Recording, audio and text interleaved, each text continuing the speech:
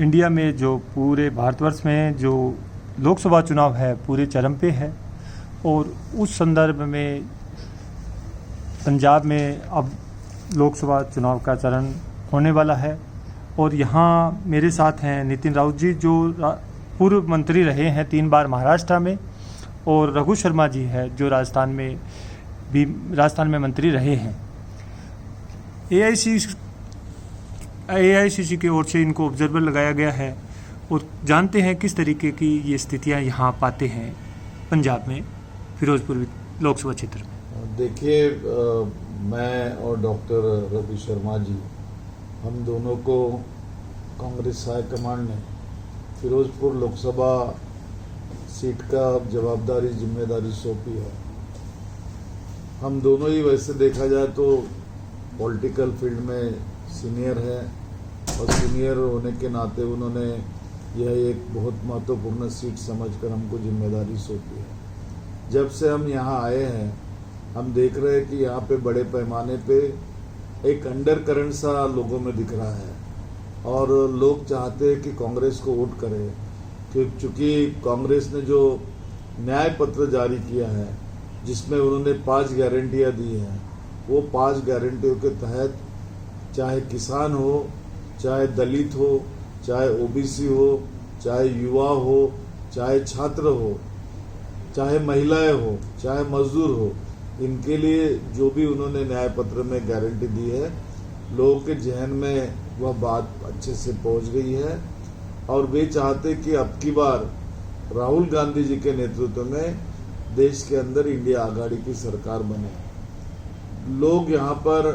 मोदी जी से और उनकी भारतीय जनता पार्टी के कार्यक्रमों से बहुत हताश है, दुखी है, लेकिन साथ में हम ये भी देख रहे हैं यहाँ पर कि आप पार्टी जो यहाँ सत्तासीन है उसके बारे में भी उनके जो मत है, विचार है लोगों के, वो कुछ अच्छे नहीं है कि जो कमिटमेंट यहाँ पर आम आदमी पार्टी ने जनता के साथ की थी पंजाब में, उसको वे फुलफिल नहीं कर सके, पूरा नहीं कर सके। नशा का जो चल रहा है यहाँ पे दौर, वो एक्चुअली कम होना चाहिए, लेकिन यहाँ पे नशा बढ़ रही है। कई परिवार उजड़ रहे हैं, कई युवाओं की जिंदगियां बर्बाद हो रही है, कई घर उजड़ रहे हैं। ये तमाम बातों से लोग दुखी है। साथ में किसानों के प्रति उन्होंने जो काम करना था वो नहीं किया।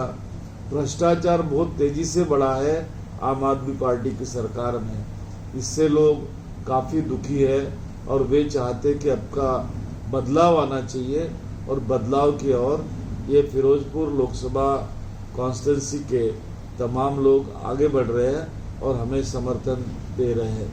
एक अच्छा उम्मीदवार शेर सिंह गुबाया जी के रूप में यहाँ पे मिला है, काफ़ी शरीफ है और मिलनसार है और उनको जानकारी है, 2 बार वे यहाँ सांसद भी रह चुके हैं, इसलिए मैं समझता हूँ।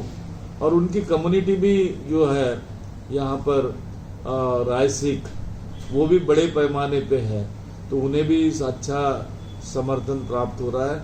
मुझे पूरी उम्मीद है कि कांग्रेस पार्टी यह सीट निश्चित रूप से जीतेगी। जैसे जैसे चुनाव के चरण बीतते जा रहे हैं वैसे वैसे प्रधानमंत्री नरेंद्र मोदी की जो बातें हैं वो अजीब तरीके की हो रही है। सोशल मीडिया पे हर जगह ये चर्चा में है। जो भाषणों का या बात का स्तर गिरा है, क्या वो उनकी जो एक मनोदशा है, जो लोगों को विरोध को वो समझ पा रहे हैं, वो उससे बाहर निकल के आ रही है कि स्थिति खराब है? देखिए, जब पराजय सामने नजर आता है, हार जब सामने नजर आती है, तो कोई भी इंसान हो विचलित होता है। मैं समझता हूँ कि मोदी की मानसिक स्थिति बिगड़ गई है पूरी तरह और उनको लग रहा है कि अपने पैर अभी पानी में लटक रहे हैं और इसलिए वो जो भाषण दे रहे रोज और उनका जो बदलाव दिख रहा है और जो जिस प्रकार से निचले स्तर पे जा रहे वे कि जो बात एक प्रधानमंत्री के ओहदे को शोभा नहीं देती, वे बातें भी वे यहाँ कर रहे हैं। यही इन बातों में ही उनकी पराजय छिपी हुई है और मैं समझता हूँ कि मोदी पराजित होंगे। तो जो पंजाब के परिदृश्य में आपने जैसे ऑब्जर्व किया है, तो किस तरीके का आप परिणाम एक्सपेक्ट करते हैं, क्या परिणाम रहने वाले रहेंगे? देखिए, पंजाब में जो भी हमारे पास खबरें आ रही है, जिस प्रकार से राहुल गांधी जी के रैली को सपोर्ट मिल रही है, समर्थन मिल रहा है, जो युवाओं में उत्साह दिख रहा है, निश्चित रूप से यहाँ बड़े पैमाने पे कांग्रेस पार्टी ज़्यादा से ज़्यादा सीट जीतने में सफल होगी।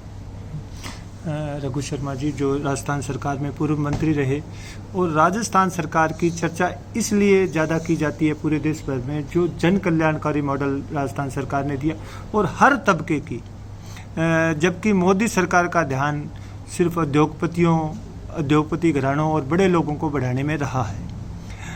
जो ये इम्पैक्ट निकल के आ रहा है कि कांग्रेस हर वर्ग को बढ़ाने के लिए और ख़ासकर गरीब और जिसको आवश्यकता है उसको बढ़ाने के लिए हमेशा नीतियां बनाती है।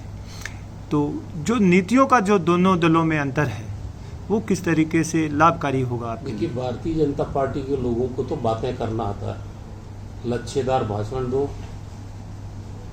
कोई योजना उनके पास नहीं, कोई कार्यक्रम उनके पास नहीं, सिर्फ वो हिंदू मुस्लिम करेंगे, वो लोगों को लड़ाने का काम करेंगे, बदले में उनको जब सत्ता में आ जाएंगे कुछ नहीं देंगे।